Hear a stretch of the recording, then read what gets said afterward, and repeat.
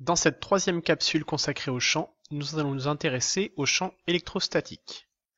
Donc le champ électrostatique, on va s'intéresser uniquement au condensateur plan, je reviendrai un petit peu plus tard dessus.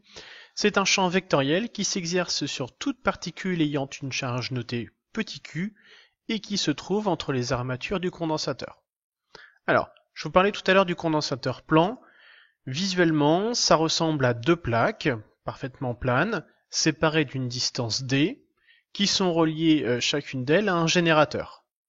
Et en fait, nous, on va placer une particule à entre ces deux plaques, et on va s'intéresser au champ électrostatique qui s'y trouve.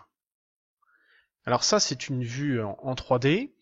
Sur les exercices, vous aurez plutôt une représentation de ce type-là, avec donc deux traits, armature A, armature B, qui auront des charges différentes. D'accord. Vous pourrez également avoir des petits plus tout le long et des petits moins ici pour représenter en fait les charges QA et QB. Ça, il faudra s'adapter à chaque exercice. Donc le champ électrostatique, c'est un champ vectoriel. Donc là encore, on aura besoin de définir une grandeur vectorielle avec son point d'application, sa direction, son sens et sa valeur. Alors, dans le condensateur plan, ici j'ai décidé que QA aurait une charge strictement positive et que QB pourrait avoir une charge négative ou nulle. Donc le vecteur champ électrostatique. Le point d'application, ce sera la particule M de charge Q, que je place donc entre les deux armatures. La direction du champ électrostatique, ce sera toujours la droite perpendiculaire aux armatures. Ensuite, le sens, ce sera de l'armature la plus chargée vers la moins chargée. On dit que le champ descend les potentiels.